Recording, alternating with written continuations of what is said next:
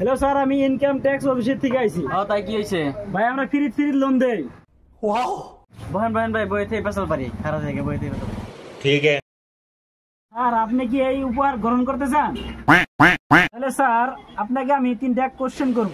ठीक है। স্যার 1 নম্বর কোশ্চেনটা হলো আপনার নামটা কি? কমুনা আরে স্যার নামটা কোন? নামটা কমুনা নামটা কোন? আমি আর দেরি হইতেছে, এখন কবেন না কোন কবেন? এখনই কোন নামটা কোন তাড়াতাড়ি স্যার, নামটা কি? আরে ভাই আমি নামই কমুনা